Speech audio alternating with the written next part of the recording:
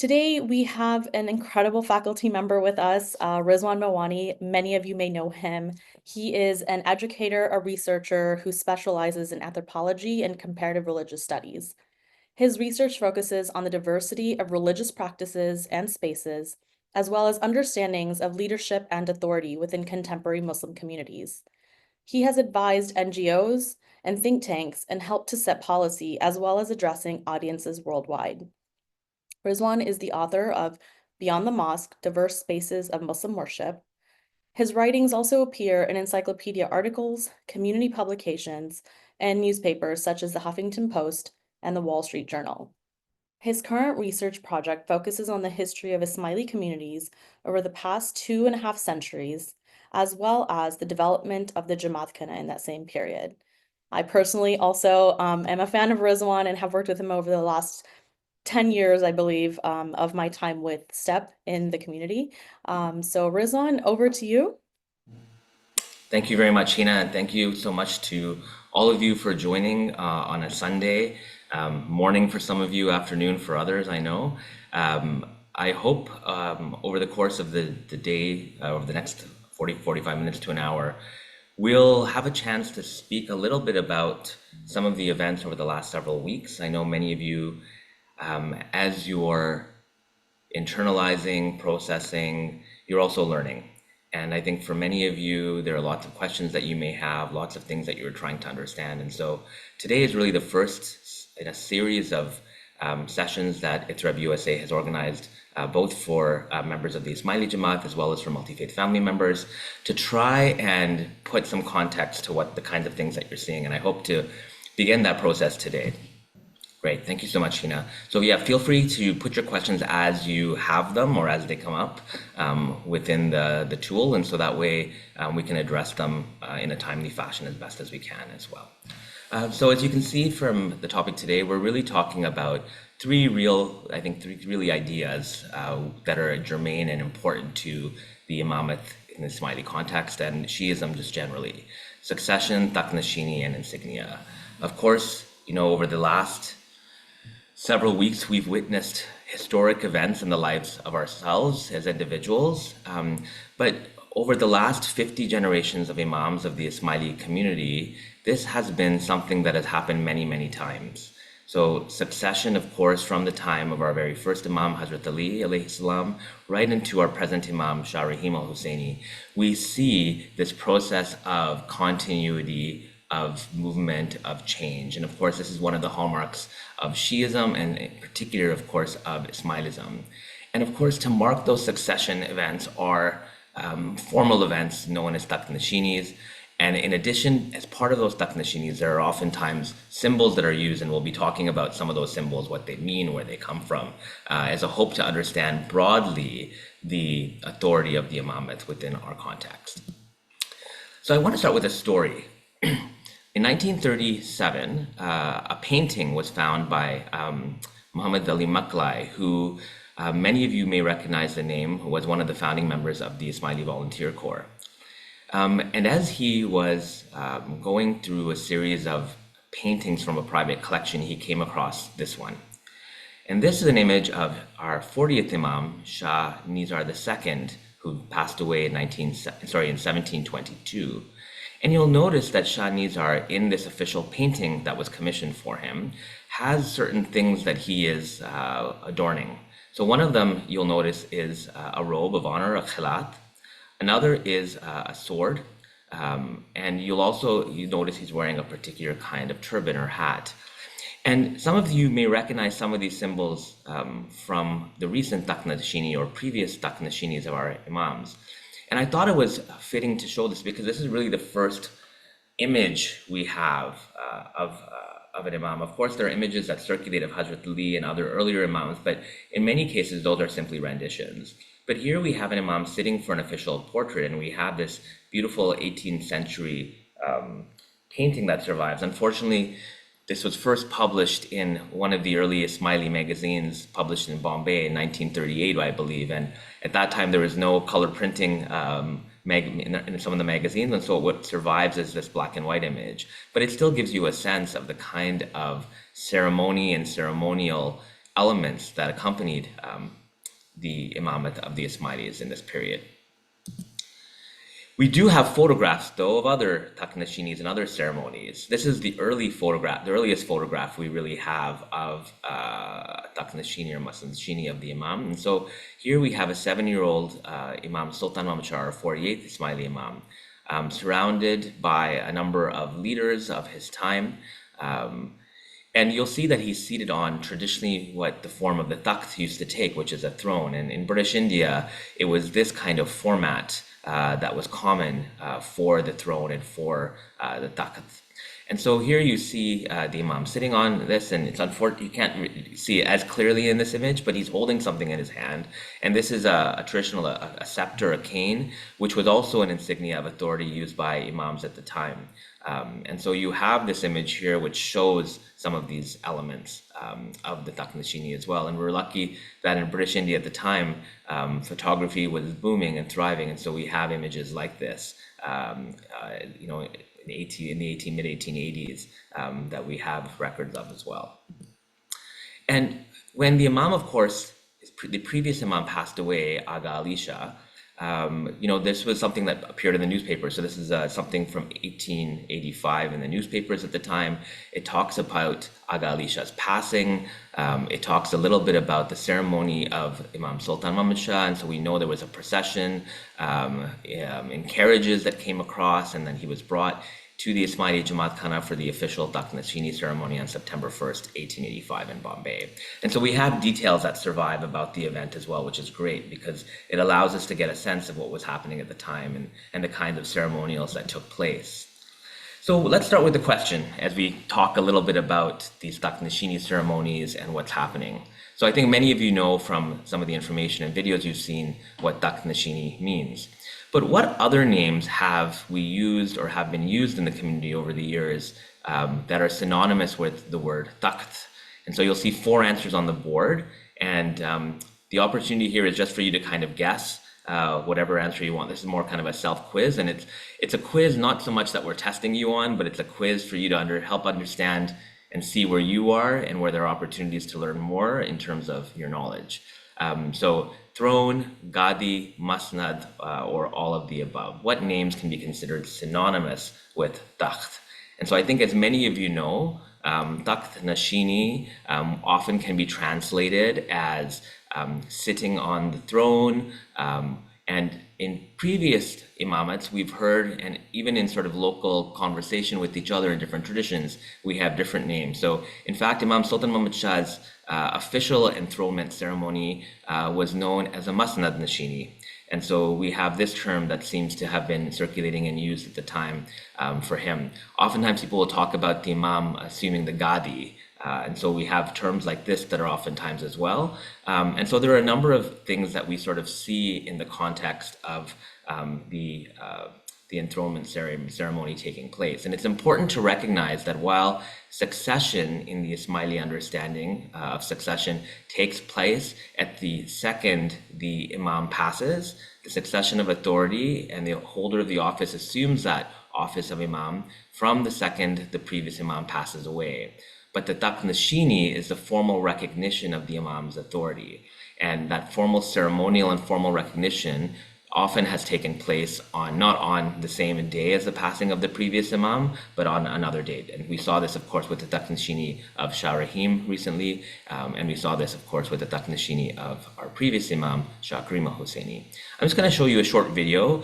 The audio is a little bit low, so I'm just letting you know this is a short 30 or 40-second video that shows the moment or the time of the succession period from Imam Sultan Muhammad Shah to Imam Shah Karim in 1957. A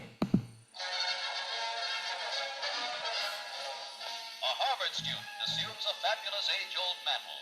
At a villa outside Geneva, Switzerland, celebration dispels mourning for the late Aga Khan. The fabled Aga, dead at 79, designated in his will that youth succeed him. Prince Karim, followed by his father Ali Khan, is his grandfather's choice as spiritual leader of 20 million Ismaili Muslims. The new Aga Khan is greeted by his uncle, Ali's younger brother, Prince Sadruddin.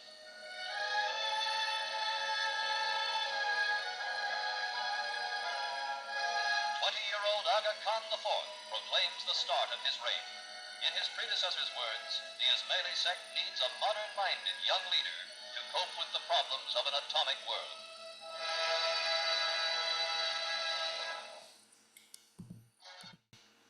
So there you see, obviously the a short video produced by Pathé at the time, and many of these reels were seen in movie theaters at the time. People didn't necessarily always have TVs in their home, and so people in front of going to see sort of a picture at the cinema would often have newsreels presented in front, and Pathé was one of the lead producers of some of those newsreels. And so these are some of the things that survived from that period. And just as we saw with this transition period in this succession, although the Imam passed away on a certain day, the will was not read until a day later. And so in the same way, Shah Karim's Imamat was declared slightly later than the passing of Imam Sultan Muhammad Shah. And in this case, it was, of course, interesting, and for many members of the Jamaat, maybe not a complete, was somewhat of a surprise, because I think many members in the pattern and the tradition of the Ismaili Imamat expected Sultan Muhammad Shah's, one of his sons, to succeed him. And Shah Karim, in very early interviews before even Takht-nishini ceremony, had said that, even though I expected to potentially be the Imam, this was not something that I expected so soon. And so Shah Karim himself didn't seem to know at least the immediate direction and the instructions and the appointment and designation, the will of Sultan Muhammad Shah.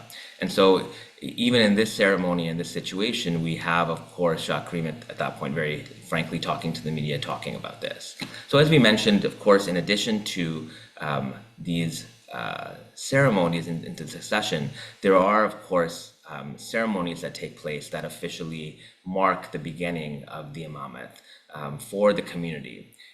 But of course, this is different than the actual moment in when succession takes place.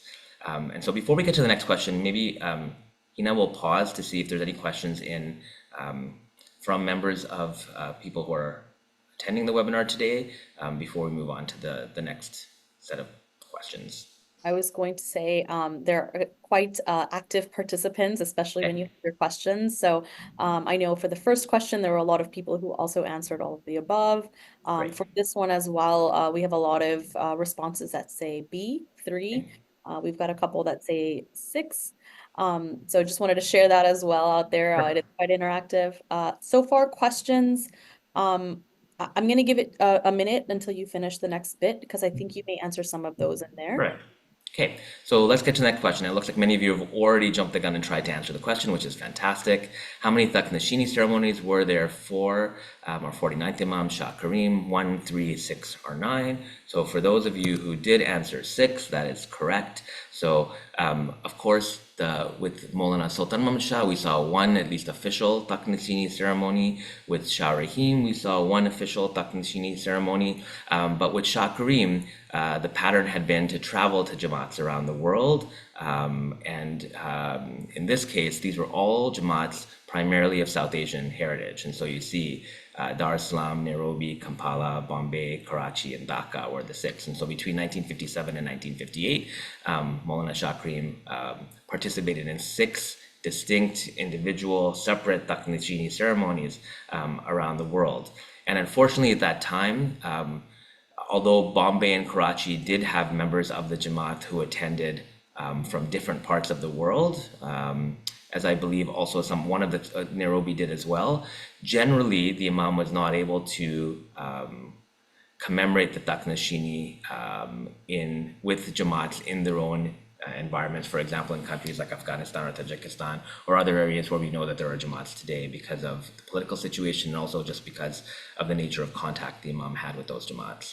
And so here we see this. And interestingly, many people I think have commented on the use of technology during this time of the Takht-nishini. And even Mawlana Shah Karim used technology in really interesting ways. And so for those of you who are familiar with the store, but formerly record company, HMV, the HMV produced actually an enthronement record documenting the audio and commentary of the ceremonies surrounding Shah Karim's Takht-nishini ceremony in Nairobi. Here is the cover of the record.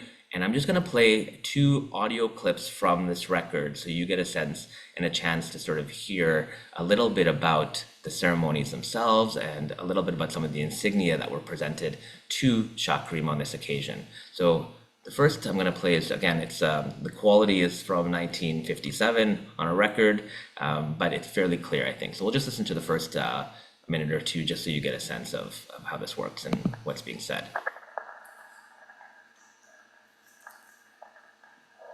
Now follows the most solemn part of the proceeding, the actual Imamat installation. Conducted in dignified silence, the ceremony began with the robing. Count Sir Ebul Turbai presented to His Highness the ancestral robe which the late Aga Khan, Sir Sultan Muhammad Shah, had worn on all ceremonial occasions, including his various jubilee celebrations.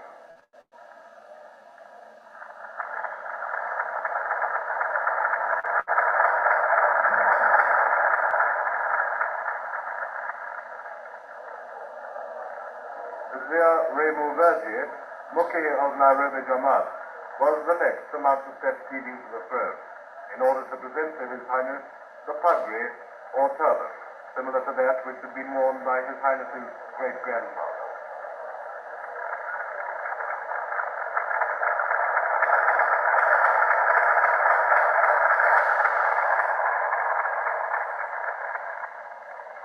The honor of making the next presentation fell to Count Fatih Ali Dalla, President of the Federal Council for Africa.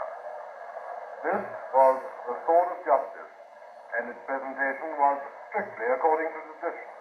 For the 48th Imam was also presented with the sword of justice when he was installed on the throne of Imamat at a very tender age.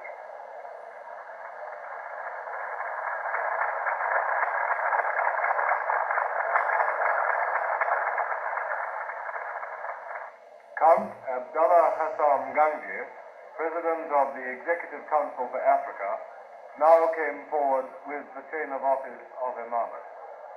This chain, which had been specially made, and which incorporated the crest of His Highness, symbolized his position as the 49th Imam, for it had 49 links in it, each representing an Imam since Hazrat Ali, the first Imam.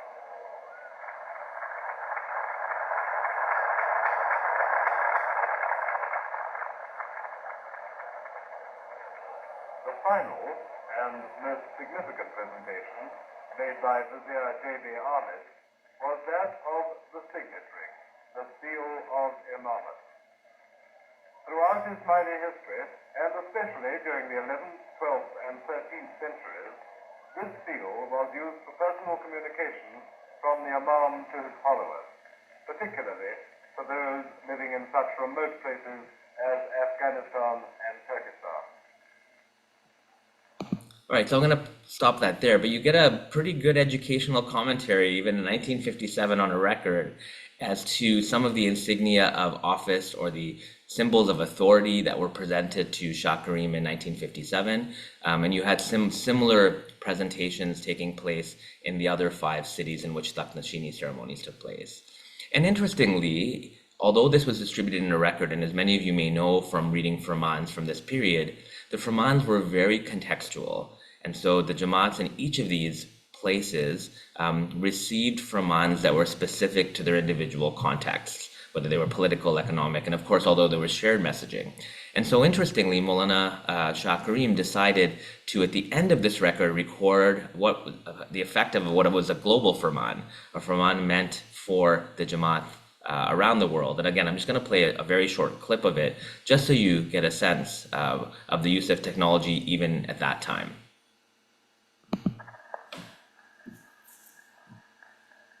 This record of the 49th Imamat installation ends with a special message for Ismailis throughout the world from His Highness the Aga Khan, Mawlana Karim al-Hussaini. My beloved spiritual children, the recording you have just heard was of my installation ceremony as Imam in Nairobi, Kenya. This was one of 3 ceremonies held in East Africa in October 1957. They were the forerunners of similar installations in India, Pakistan, and other countries where the Ismailis live. What I had to say in Nairobi applied especially to Ismailis in Kenya. Now I want to add a few words of a more general nature for the Jamaats in other parts of the world. As true Ismailis, you must remember that you will always have two principal obligations. The first and paramount of these is your religious obligation to Islam and to your Imams. Your second obligation is a secular one. You must always be loyal to the country of your adoption and to whatever government is responsible for your security and well-being. This is advice which my beloved grandfather often gave to you. I believe it is as wise and true today as it was when he was alive. It constitutes the surest guarantee by which you can maintain your faith and your civic identity. I'll stop there. The message continues, but you can see resonances potentially between both Shah Rahim and Shah Karim, and of course some of the concerns that Shah Karim brought out throughout his imamat in terms of his guidance. And so you see elements of that as well. And so interestingly, you have, of course, an enthronement ceremony taking place. You have the insignia. And so you have some element of continuity between what we've seen with the most recent Takht-nishini ceremony of Shah Rahim and the Takht-nishini ceremonies of his predecessor, Shah Karim. And so you have this sense of succession, Takht-nishini, of these insignia, which we'll talk about next, is really part of a set of ideas, ceremonies that validate and allow us to understand and see the importance of imamat in the life of the community. And, you know, fortunately, with the imamat of Shah Rahim, we all were invited to witness this live or close to live, depending where we were in the world and what we had access to in terms of seeing this, which is of course unprecedented. So while this happened, you know, just about very quickly after Shah Karim's passing, several months and in some cases almost a year went by before people were able to see their new imam in person with Shah Karim, and then of course to witness the Takht-nishini ceremonies. And you'll see the Takht-nishini ceremony of Shah Rahim seemed to be a much more formal and somber affair. You'd heard clapping, for example, here after the presentation of the very insignia. These, in most cases, I think actually in all cases, happened outdoors, in either large stadia or large outdoor venues. And so, of course, the mood was different. And in many cases, the political leaders of the time, the governors of some of the East African protectorates, and other leaders, for example, of the new countries of India and Pakistan, East Pakistan, were then present at these events as well. And so you had a lot of this kind of formality taking place in the presence. And so I'm going to again pause there, Heena, to see if there are any questions before we start talking a little bit about some of the other elements as well. Yes, sure. There are a few questions that are related to what we just sort of have been speaking about with the Takht-nishini. So I'll go ahead and share the general cluster of those questions. I think one sort of group of questions was around the history. So a little bit about, do we know how many Takht-nishini Sultan Muhammad Shah had? And, you know, and I think you addressed some of this, but Takht-nishini, why was it not in our Jamaat kind of spaces, or why was it the way that it was? And do we expect more Takht-nishini's ceremonies for Mawlana Hazrat Imam? So, of course, it'll be up to Mawlana Hazrat Imam to decide whether there will be more Takht-nishini ceremonies, but my sense is that this was considered the global Takht-nishini ceremony because the entirety of the Jamaat was allowed to witness the ceremony. With Imam Sultan Muhammad Shah, again, the records that we have show that there was only one official Takht-nishini ceremony, although he did address members of the Jamaat with didars in many places fairly soon after he had become Imam. Some places took many, many years. For example, he wasn't able to travel to East Africa until 1899. And so given the technology of the time, and obviously given his tender age when he became Imam, he was under the regency of his mother as well as his uncle. sorry, his great uncle actually. And so as a result of these sorts of things, of course, things took a very, very different turn.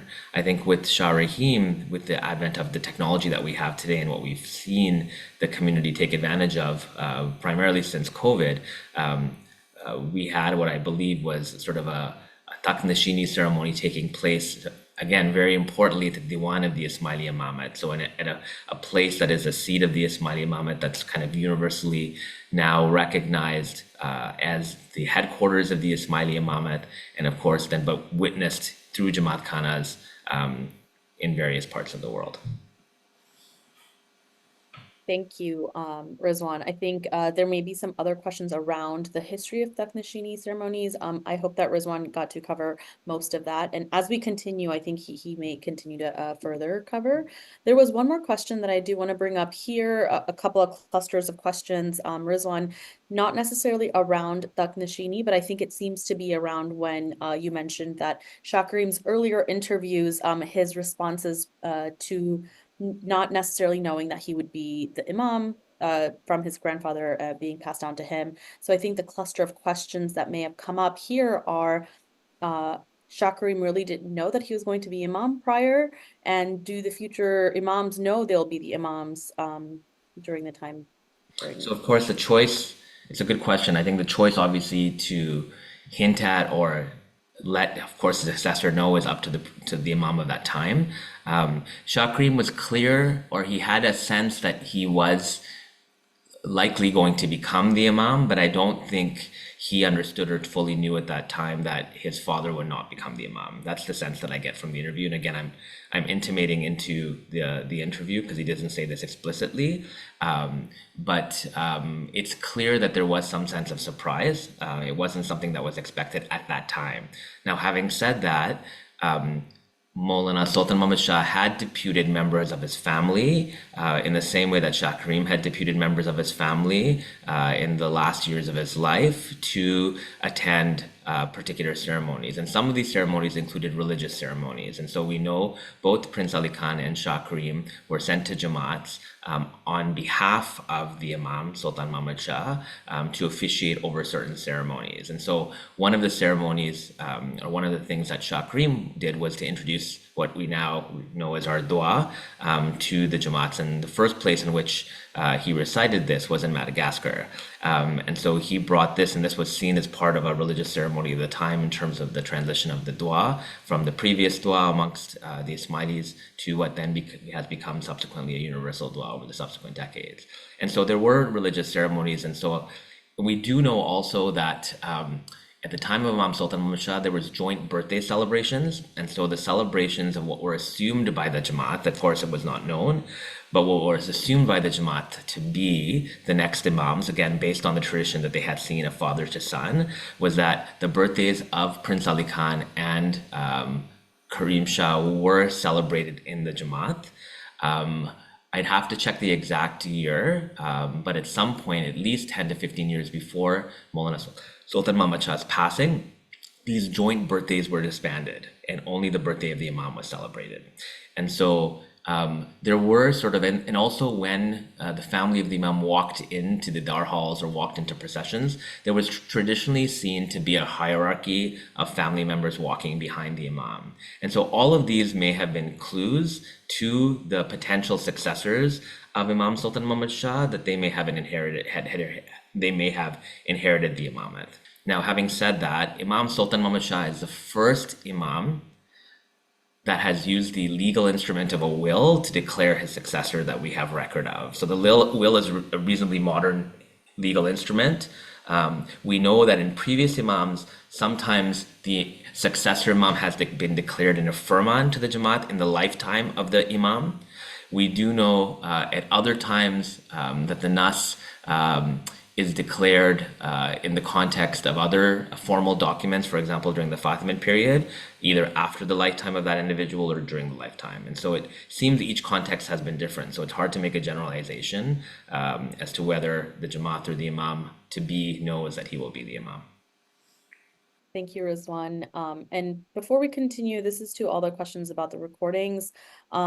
we are recording, and for now they are for like learning and teaching purposes. I think the team will be working on trying to provide this in the future. But that's the response to all those questions right now. Perfect. Thank you so much, Heena. And thank you all of you for your engaging questions. I hope they've been useful as we sort of explore some of these areas. So let's talk a little bit about some of these insignia, because I know some of you are wondering, where do these symbols of authority come from? Where do they originate from? What do they mean? And so it's important, first of all, to recognize that for the Jamaat, I would argue that there are sort of two kinds of insignia. There are sort of public insignias, similar things like, for example, the flag and the crest of the Imamat that we have seen really beginning with Imam Sultan Muhammad Shah, that are used in public settings, so not just in settings where the Jamaat is present. In addition to that, there are also symbols of office that historically have had both kind of a zahir and a batin aspect to it. So there's a symbol itself, and then there's what the symbol represents. And so I want us to be aware of that as we talk about some of these symbols, because many of these symbols originate or we have records of in particular places, but at the same time, they oftentimes mean something particular to the Jamaat as well. And many times these symbols of authority are recognition of the Imam's authority in that particular context for the Jamaat. So let's start with some questions around the insignia. So according to Shia tradition, what symbols of authority, what we might call insignia today, and you'll notice the word sign and insignia, which again points to that idea of having certain meanings behind these objects that are transferred or passed on. According to Shia tradition, what symbols of authority is the Prophet to have bequeathed or given to Hazrat Ali? Is it the Quran and Sunnah? Is it the sword and turban? Is it a robe and inkstand? Or a signet ring and coins? What, according to Shia tradition, are the symbols of authority that the Prophet Muhammad bequeathed to Hazrat Ali? And so I'm sure many of you have your own answers, which is great. The correct answer is a sword and turban. And so many of you may, of course, know of some of these. So this is a contemporary depiction of the event at Ghadir Qum, which all Shia communities believe, in which the Prophet designated through this concept of nas, his successor as being Hazrat Ali to the Imamat. And what's interesting is a couple of things here. So number one is tradition sort of speaks to these two things. So for the first is this, what is called the imama, or a turban, a traditional turban, a cloth turban that was passed on. And in the Arabia of that time, that turban, especially being passed on from the Prophet, was seen very much and understood, at least by Shia communities, as a symbol of authority being passed on to Hazrat Ali. The second was the Prophet's own sword, Zulfikar, which many people see a depiction or as being described as having 2 points, as being passed on. And so these are the two kind of symbols of authority. So number one, the Zulfikar, which many people understand or interpret as a sword of justice or a sword defending the faith, not necessarily as a sword only sort of being used in times of battle, and the imama, the headdress or the turban that's being used. And so these symbols of authority were signs to those who were able to interpret those symbols of authority, those insignias, that authority was being passed on from one to another. Now, in the context of nas, and I know many people have been sort of exploring this idea of nas because of recent events, the idea of nas, while one, at least in our tradition, while one imam designates his successor imam, the nas is believed to actually, or the determinant of the imam is actually, in Shia understanding, believed to be determined by God. But it is the imam who then enacts that determination. And so the imam is the one who, with this idea of divine support, ta'id, is the one who then appoints his successor, rather designates his successor. But it is a God-given sort of choice in the matter in terms of who that designation is. And so that's also kind of important, I think, to recognize as part of this process as well. And so here you'll see two of these symbols, the headdress, the imama, as well as the sword. And of course, at least one of those, the sword and the pagri you heard about in the previous enthronement, you saw, of course, in the Takht-nishini. Now, what's interesting is this entwinement of Muhammad Ali and Prophet Muhammad and Hazrat Ali also is found in certain contexts. And so this is the only, I think, Fatimid architectural example we have of Muhammad and Ali enshrined onto a mosque, and this is the Mosque of Al-Aqmar in Cairo.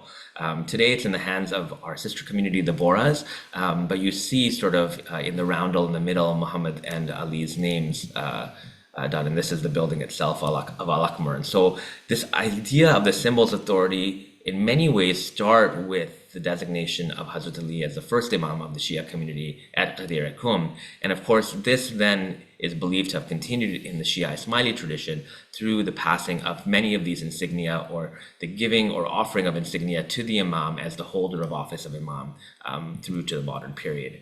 And you'll see during the Golden Jubilee of Shah Karim, alayhi salam, you'll see many of these insignia behind him. So you'll see the standards, which were generally associated with, traditionally with Imam Hussein, and later with leaders like the Qajar leaders of who the Imams trace their lineages to.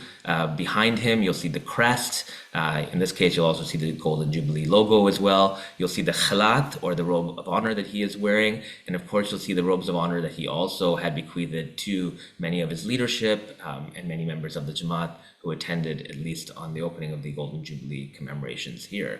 And so you'll see a number of these symbols worn in different contexts. And so here you'll notice that many of these symbols take on different forms and different ways. So one of the symbols that I think people may have not known about, or may have been confused about, or not have context for, is the parasol. And so the parasol in the context of Shah Rahim's enthronement, Takht-nishini, was folded and kind of given, so it didn't take the form of a traditional umbrella. But traditionally, the material of the parasol was made from the same material of the robe, or the khilat, that was given to the Imam. And the way you could tell whether the parasol was a mark of a symbol of authority was by who held it. And so if it was held by a person itself, just like we hold our own umbrellas, for example, when it's raining, this is really sort of just a germane umbrella. But if it's held by somebody else above you, this was considered a mark of authority, and particularly spiritual authority. So here you see two Mughal paintings, one in which a parasol or umbrella is over the leader, and on the right-hand side you'll see a procession in which, again, the parasol is held towards the back of a leader. And there are other sort of symbols of authority in this particular Mughal context, with the fly whisk and the standard and so forth as well. And so you begin to sort of to see some of this. But the parasol was traditionally seen as a symbol of spiritual authority, of rulership, but also of protection, because it was something that gave shade. And so in South Asian languages, at least, many of you may know the word for a parasol is chhatri. But even we use, for example, in some of our prayers, you'll see the word chatur chaya, for example, this idea of providing shade, providing solace, of providing protection for the Jamaat. And so this idea even translates into some of the ways in which we think of the Imam's authority and the Imam's role in our lives. And even architecturally, so this is a Buddhist stupa, and by no means is the parasol a symbol of Muslim authority. It's really a symbol of authority we see in varying contexts, from South Asia to India to Africa. So we see it used in Fatimid processions. We see it used all throughout South and Central Asia. And here, even in this Buddhist stupa on the right, the sort of parasol is architecturally enshrined within the building.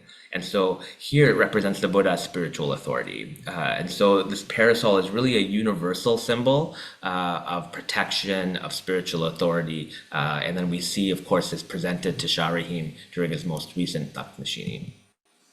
Here again, you see the khilat used by various Imams in different contexts. Again, on the left, we have Imam Shah Nizar II. We have Mawlana Sultan Muhammad Shah in the middle. And Mawlana Sultan Muhammad Shah, interestingly, wore the khilat not just in religious contexts. So here you can see him decorated with his various medals and awards given by the British and other countries on top of the khilat in this picture. And this was a Golden Jubilee picture in the middle of Sultan Muhammad Shah that was taken. And then on the right-hand side, you have the Silver Jubilee official portrait of Mawlana Shah Karim. And so you see the khilat here worn at least by 3 Imams in these pictures. And as I mentioned, Imam Sultan Muhammad Shah even wore it in other contexts. So here you'll see him wearing the chain of office, the khilat, in 1902 in London when he's attending a conference on behalf of British Muslims in London at the time. And so even here, you see the khilat worn in this particular context. And you'll even see the Astrakhan hat worn on the top there in this image. And of course, the khilat was also worn by previous imams. And so Imam Hassan Ali Shah, our 46th imam on the left-hand side in this official painted picture. And on the right, Imam Aga Ali Shah, our 47th imam, also wearing a khilat.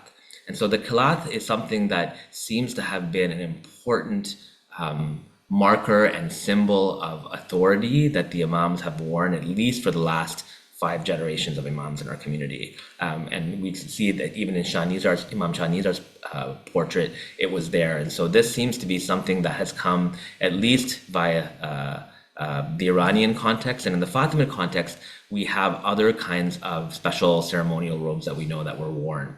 But at least the formal robe in this form, we have at least images to validate and to verify that it goes back at least several hundred years.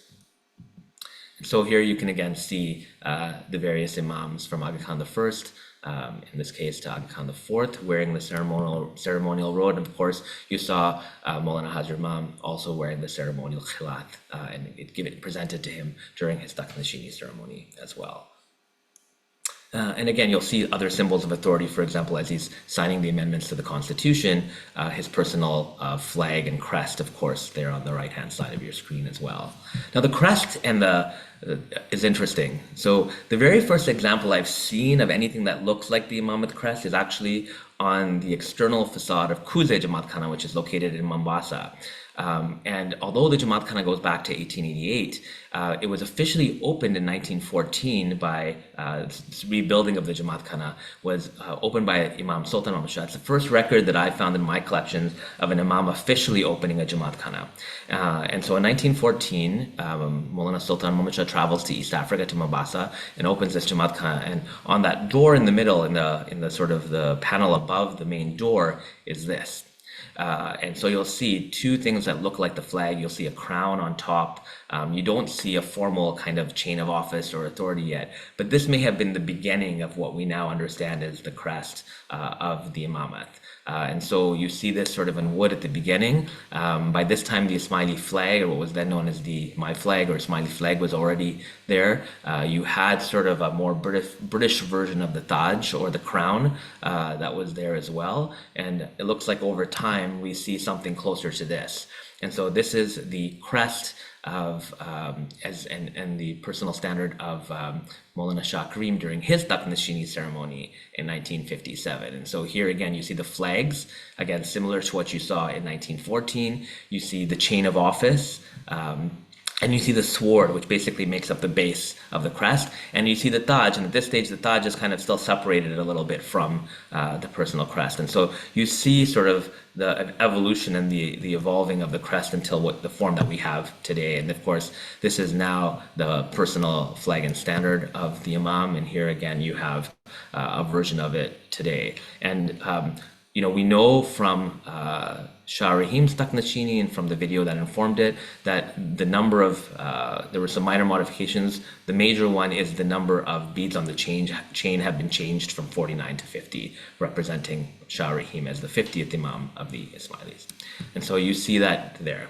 You also have the inkwell, and the inkwell is an interesting symbol. This was something that was presented to Shah Rahim. It's something that we know goes back to Fatimid processions, and the Imam Khalif and the Fatimid Imam would have the inkwell as part of the formal procession. So this was not just during Takht-nishinis, but any formal procession had a number of these insignia or symbols of authority, including the parasol, including the standard, and the inkwell. The inkwell was really seen as sort of the authoritative way of which the Imam would sort of write and sign documents. And so it was given that sense of authority, but also was a symbol of knowledge. And so interestingly, it was primarily in the audience halls when the Imam during the Fatimid period would receive guests and visitors. The first thing that was placed on the stand in front of him was the inkstand. And this was really a symbol of his presence even before he entered the hall. And what's very interesting, for those of you who are familiar with Delia Cortez and Sabina Carolina's book on women in the Fatimid period, one of the things that they note consistently is that many of these insignia, including, I believe, the inkstand, were carried by women and female family members of the Imams. And so this is also something that's very, very interesting and I think deserves a little bit more research in terms of finding out what the role of women were specifically associated with these insignia, because it's noted in official records as well, and this is one of the things they mine in some of the research that they do.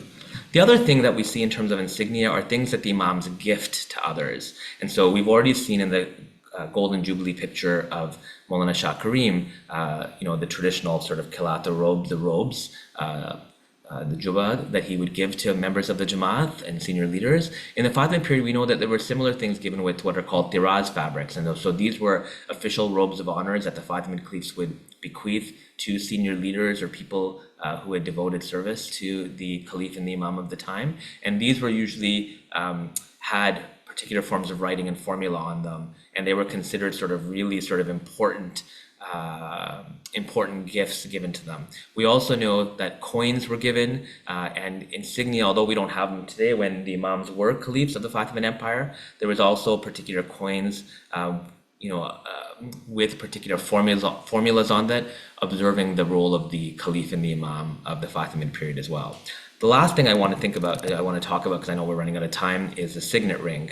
And there was an allusion in the 1957 enthronement that the signet ring was one of the most important elements because it was used effectively as a seal when the imam would write to his followers. So in the olden days, when the imam would send talikas or letters, they were written on large manuscript paper.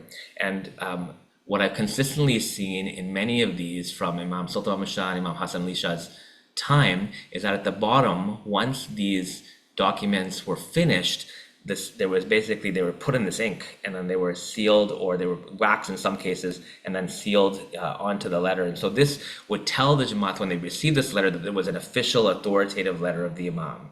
So in the same way that we're dealing with artificial intelligence and forgeries today, how do you know something comes from that authority? It would be that seal that would determine that this was there.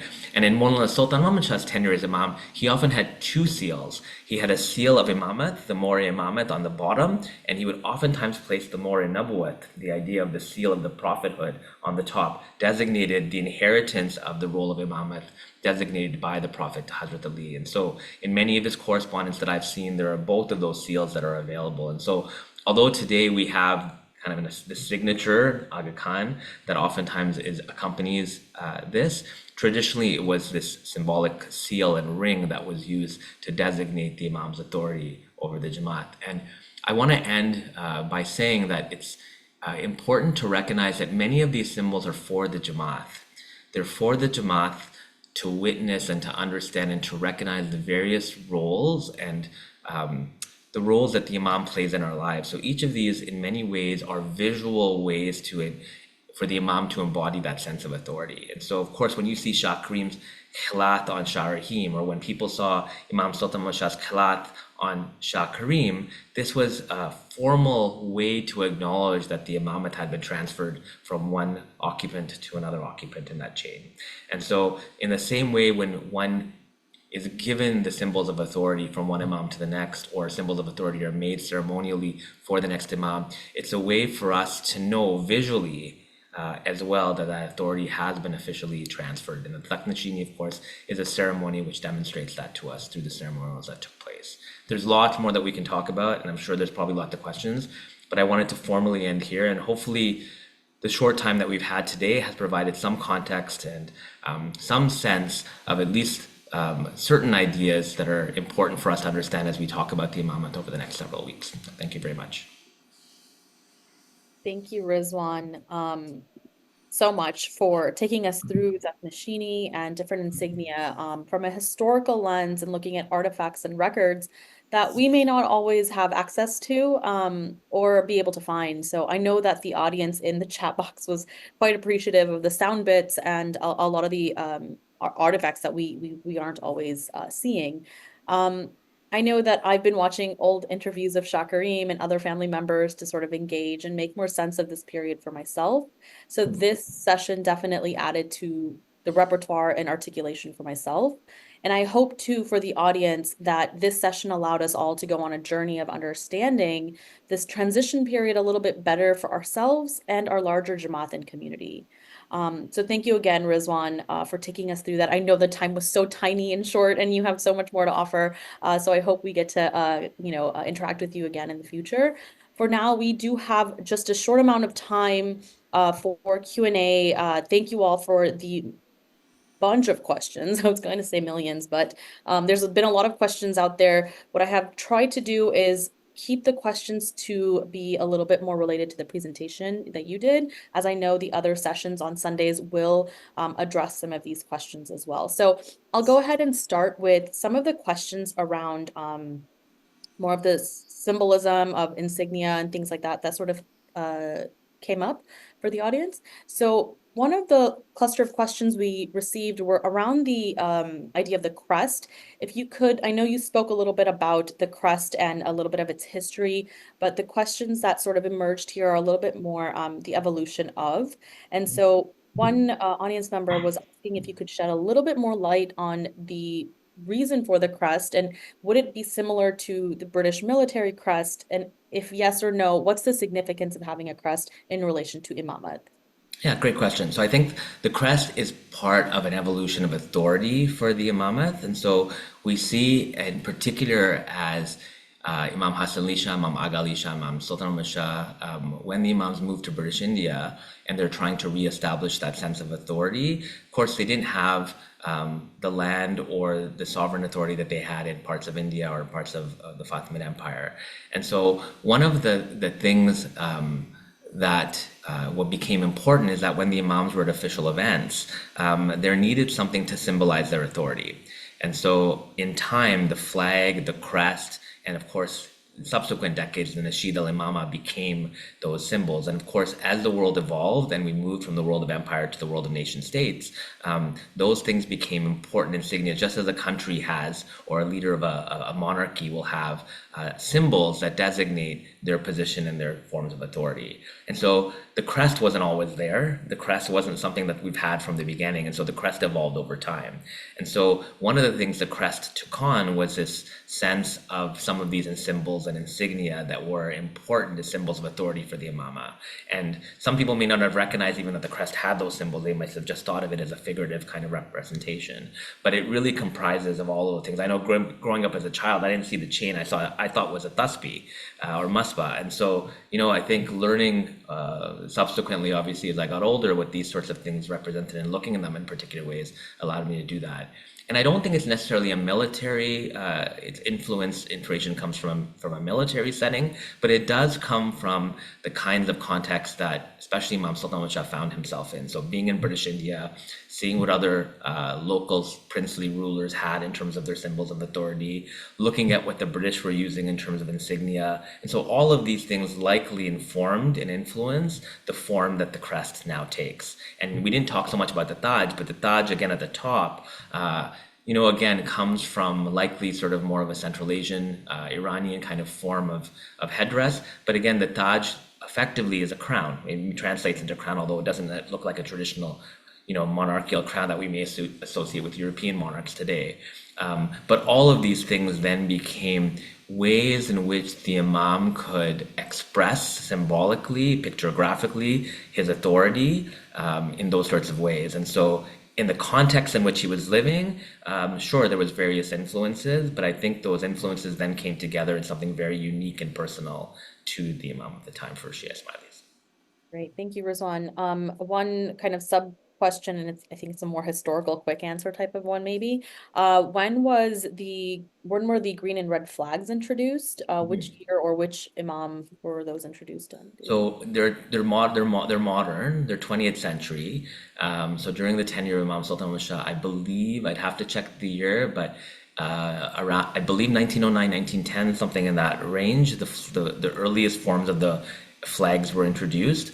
And in the earliest descriptions, the green talks about the peace of Islam, and to distinguish distinguish the Ismailis from other Sunni Muslim communities, the red was added to designate the blood of Imam Hussein, it seems like, or the sacrifices played by Imam Hussein, who is, of course, most readily accessible or readily known as sort of the martyr within Shia Islam. And so this is how I think the flag began. And of course, over time, we've kind of reinterpreted those colors.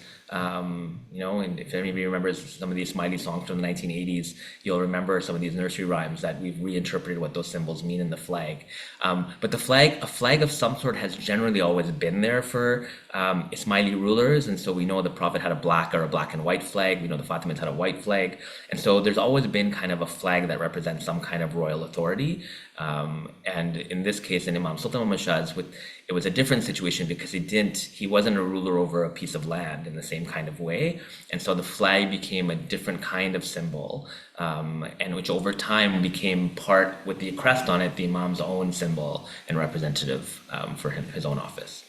Great, thank you. Around the ideas of insignia and crest and, Taj, and all the symbols that we've been seeing, how do you think that these things have helped us to situate ourselves as a community and the imamat to perhaps legitimize themselves? Has there been a correlation and connection to that?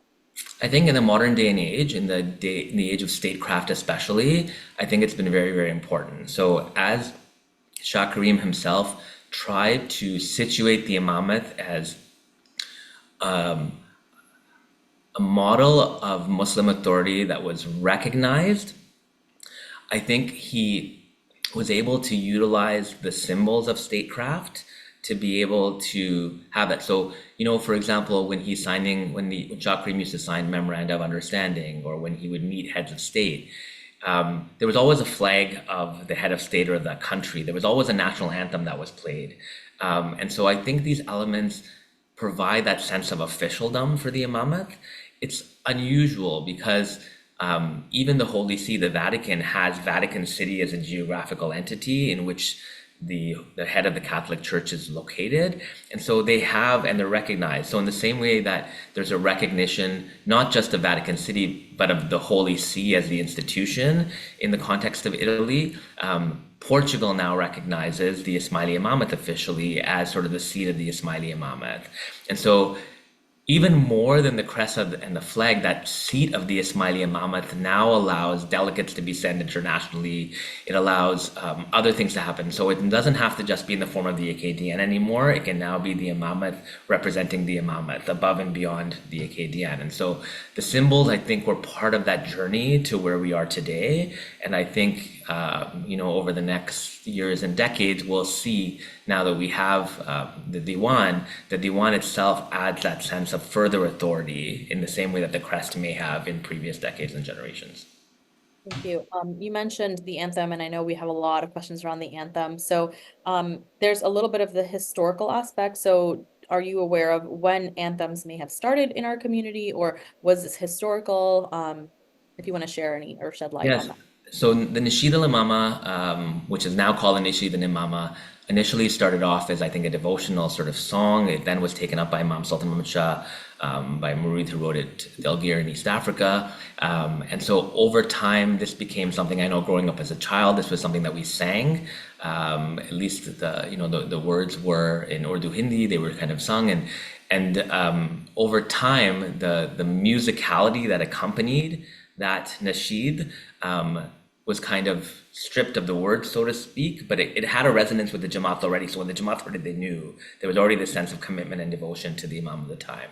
And so the nasheed over time, just like the personal standard was applied to my flag, became a symbol of the Imam and the Imam's authority. And again, not just in Jamaati context, but in international context where there was signing of a memoranda or official meetings with heads of state or whatever the case may be. So again, there's been an evolution of that process over time as well.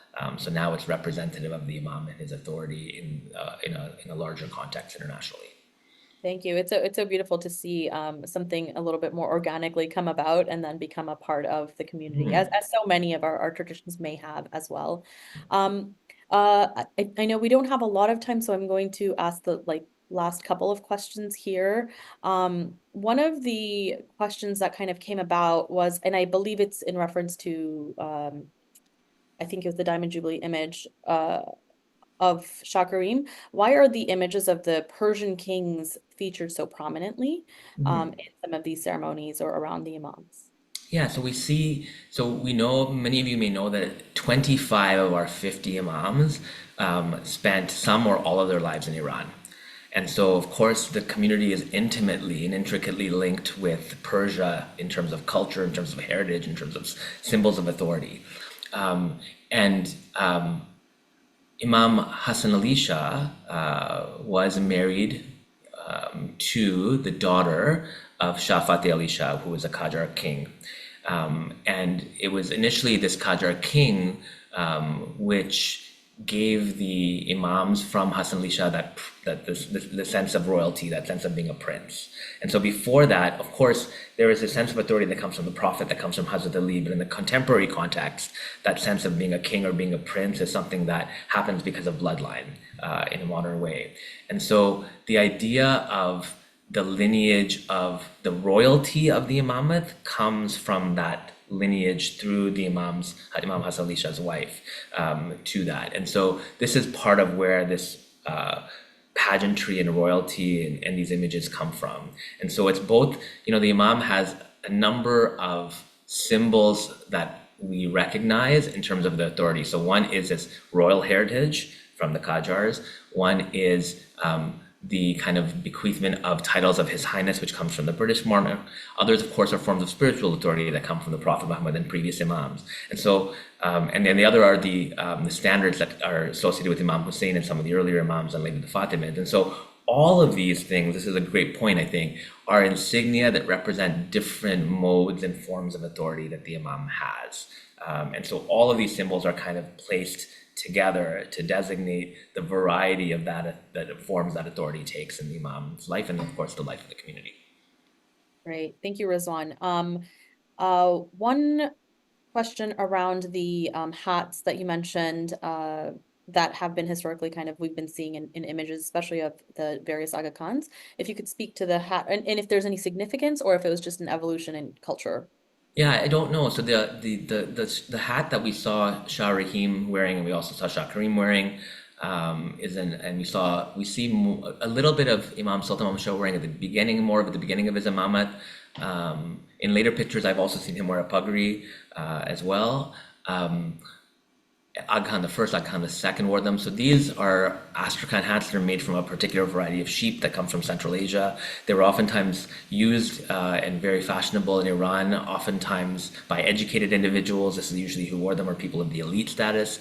And so we see this sort of hat worn in that particular context. I imagine Astrakhan wool was probably something fairly rare. I don't know enough about the evolution of where that wool comes from, but I think sort of wearing it was seen kind of as something that sort of the elite or people of special knowledge or educated individuals wore. So it seems to be something that's kind of been witnessed and passed down. I don't think it has any significance in a sense beyond that. But generally, this idea of covering one's head or wearing sort of a particular hat has been associated with that idea of authority that we see the Prophet change for the Imam. And so part of it may be fashion, part of it may be sort of the elitism or the sort of who was wearing it at the time, but I don't know any symbolic significance beyond that. Okay, great. Thank you, Rizwan. I know that there are more questions. I encourage everybody to continue attending the sessions as they come up, and hopefully we can, have some more insight into various aspects as we explore Imamat. But for today, I know that I want to respect everybody's time. We are over the time that we had given. So with that, I will thank the audience for attending. There is a short survey if you could fill out for this session for today.